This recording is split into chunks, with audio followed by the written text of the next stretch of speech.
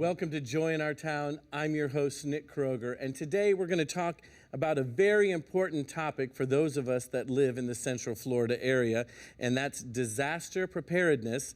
And who better to have than Erin Pagan? She is the Director of Communications for the American Red Cross in the Mid-Florida region, which serves, 5 million people in like 13 counties. Yes. So with all that said, that wonderful intro, welcome. Well, thank you. Thank you for having us. We're so glad that you're here today, and I feel like I've lived in different places in our great country, and Florida, we have a unique weather variety. And so disaster preparedness, there's a lot of different things to prepare for, am I correct? Absolutely. We're the second most prone state in the United States for disasters because we really get almost everything. I mean, we get flooding, we get hurricanes, we get tornadoes, we get wildfires. So we have so many things. For all the benefits of living in this state, there are also lots of risks. And I know people tend to do what people do, and that's not worry or concern themselves with fire, flood, until it's upon them or on the way.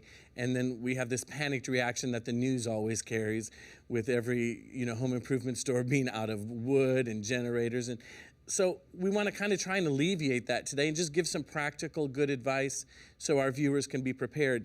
With that in mind, what should people do? I mean, there's so many storylines to go with out there. What should they do ahead of a storm? Well, there are lots of things absolutely you can do. The main thing is to take action and to, we're constantly fighting that complacency of people saying, I've lived in Florida my whole life. I've been through 25 hurricanes. It's never really affected me because, they were really blessed. And so why should I do something now? Well, you just never know which storm is really going to impact you and your family, your friends, your business. So go ahead and do something about it now. Take action and don't procrastinate. We're already in hurricane season. We're not in the most active time, but go ahead and do something now. We have these amazing new apps that are free, and for all people who have smartphones, either an iPhone or an Android, you can call Star Red Cross from your phone, and automatically links are sent to you to download all 5 of the apps. And each one of those apps has a preparedness component to it, so all your checklist, what do I need to do ahead, what to do when the storm is coming, and then what to do afterwards to really help with recovery. We want to create a resilient state. People want to get back to work quickly. They want to be able to get back to their families, whatever they might need. And so this really helps them do that. So if you call Star Red Cross, you can get the free apps, and it's really helpful. And then obviously we have a disaster kit here. Right here for us to take a look at. Yes, so everyone can put your disaster kit together. Put one together for your family first, and then seek out people you can help to help them get their kits together. We all have an elderly neighbor, a disabled neighbor, someone who has lots of children who might need help. And so I think reaching out beyond your own family and trying to help create a prepared community is extremely important. If you are serving others and you take things to people who have less than you have, consider putting their kit together for them. Sometimes it can seem overwhelming with all the items on it and how expensive it can become. Otherwise, I always suggest people break apart that list into 1 month at a time or 1 week at a time and say, I'm going to commit to buying one item on the checklist each week. And if that helps make it not so overwhelming and also not so hard hitting to the budget. Now, before we go into kind of going through the pack and what, are the essentials, if you were going to go with the basic, the checklist I think is an incredible idea and to be prepared for a storm. Where can people get access to that checklist to kind of use as a guide for them? Sure. Everyone has a checklist. Your county has one. There are lots of stores who put checklists out, so I think you can find them almost anywhere. However, if somebody would like a Red Cross checklist, we do have them. They can visit redcross.org, and we have a very large national site, so if you put in the search box Disaster Library, this page comes up with all these links to many checklists. So it not only has the hurricane preparedness checklist, it has one for tornado, one for fire prevention, one for taking care of your emotional health after a disaster.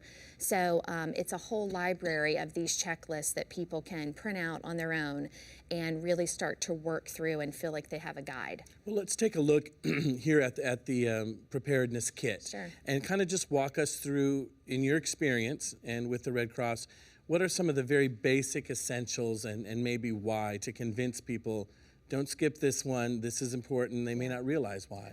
And when I talked about breaking that list up, really think about the things that are the true necessities that you would get first. And so, those definitely would be the flashlight, extra batteries, making sure that you have additional medications. Consider that your pharmacy may be closed during a disaster. That's good. And so having 2 weeks of your medication is extremely important, or any other medical equipment you might need if you're on oxygen or anything like that. Consider putting together the food you would need, especially if you're diabetic or if you have food allergies. All of those specific, or gluten-free, or whatever it might be.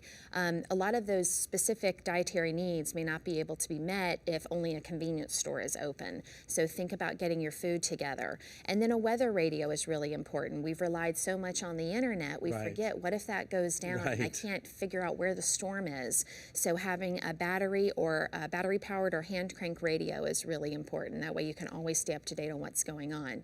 And then we have some other basics: first aid kit, toilet paper. Right. So again, go to your checklist. That way you don't forget anything. And again, we have a Red Cross disaster kit here. But ultimately, you can get it anywhere. You certainly do not need a Red Cross kit.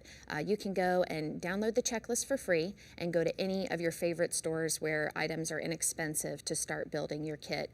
The main thing is put everything in water protective casing. So Ziploc bags, a Tupperware container with the lid that locks is really nice. It keeps everything from getting wet. And the main thing too is if you've already put your kit together in the past, you need to check it. The batteries might be expired or corroded. If you put snacks in there from last year, you don't want them this year. So just make sure you update it every year at the beginning of hurricane season. So a preparedness kit is essential. Absolutely. And some people, like I said, don't realize that until they're in the moment and need that item. So viewers at home, take it to heart and go ahead and start putting that kit together. Download that checklist, if you will. Red Cross has that available for you. I kind of want to talk about shelters. I mean, we're so fortunate. I don't know if fortunate's the right word, but because we have a variety of weather-related things that can cause disasters, I think we've kind of gotten better than most states with shelters and keeping people safe if they need to evacuate. How should someone prepare if they find themselves in a position that they're going to need to evacuate and go to a shelter? That is an excellent question. I think we talk so much about disaster kits. That's to prepare you to be at your home. Right. But what would happen if you need to leave your home? And I think that's where, even as a native Floridian, I didn't know what I should do to be able, if I had to take myself and my family to a shelter. I think the best analogy is to prepare to take your family on a 3-day vacation, and you're going to enter a hotel room with nothing but the floor and the walls. Okay. And some facilities, meaning restrooms. But there are not cots and pillows and blankets in an evacuation shelter. Lots of times it's a public school or a public community center, and you're going to go into the gym with a lot of other people. You're going to have a certain amount of space per family, and that's it. So for people to have kind of a prepare to go to a shelter kit in their garage or their attic, where you've got a couple of beach chairs, some blankets, pillows that you can pull off your bed, any sort of conveniences. You're going to be in a place where there's not a lot to do. There's no TV, so bring books, puzzles, coloring books and crayons for the kids, and prepare to kind of hang out for a couple of days as a family without a lot being there for you other than the very basic needs, food and things like that.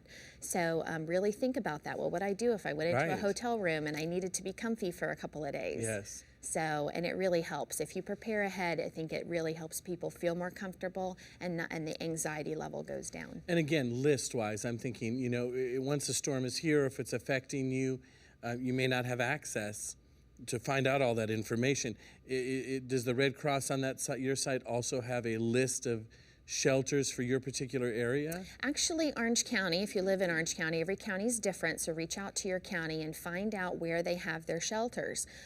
Orange County has many shelters, but they open them based on where the storm is coming and where it's headed. So those specific locations aren't always going to be open, so always be listening to your weather radio to hear where the shelters are opening nearest you, and then just constantly stay informed during a disaster, so you know where to go and where it's closest to you.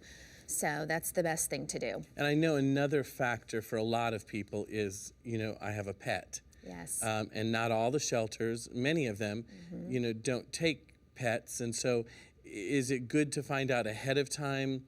Again, they open based on where the storm is coming and what direction, but which ones do accept pets? Because I know that's a big issue and why some people don't evacuate sometimes. Sure, absolutely, and that is also a great question. Staying in touch with your county is extremely important because normally their animal welfare services are the ones who determine where the pet-friendly shelters are, or if they're going to have a human-friendly shelter with kind of a tent nearby or something safe nearby where pets will be.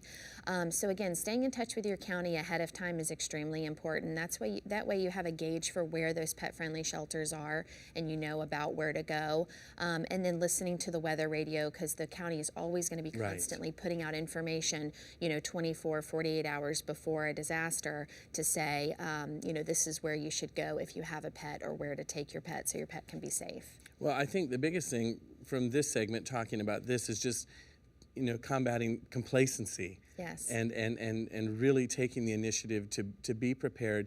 How can people that are watching today, how can they stay connected with Red Cross, who is known for disasters and helping? So to me, it's logical that, that's a good resource. How can they stay connected with the Red Cross and get the latest information? We have a national site, redcross.org, but I know people locally want to know where are my local folks who are helping me, and we are absolutely here. So if they visit redcross.org/mid-Florida, that is your mid-Florida region. They're the people right here locally, both volunteers and staff, who are here to help with questions. We have a Facebook page, so they can go to facebook.com/Red Cross Mid Florida, no hyphen. Okay. And we also have a Twitter profile, and so we are constantly pushing out really quick information, whether it's preparedness or even letting people know all the responses we've done in a day. And so that's another way to stay in touch with us. You can go to twitter.com/Red Cross Mid FL. And so those are several ways via the website, Facebook, and Twitter to stay connected. And then we have the apps that you said for the Absolutely. smartphones, which I think is incredible this day and age to be able to have those. Of course, in the moment, you may not be able to access it, but for information and planning, I imagine they're a wonderful resource as well. Sure, and lots of times there is still cell coverage, and so to be able to see that, there is a shelter component in all of those apps. Excellent. And so, and it's real time. So, at the time that you're looking at your phone, it'll actually show you where the locations are for the shelter nearest you. So that's another great way to stay in touch to find out where your shelters are. Well, amazing information. Aaron, stay with us because we're going to talk about another great topic when we come back. But viewers, I hope that you've been motivated to get your kit put together and to gather up all the information you need to prepare for the many different type of storms that we face here in the Central Florida community. But don't go away, because when we come back, we're going to be talking about fire prevention and in our homes and how we can be prepared and actually help prevent some of that from happening. So come back right after this short break.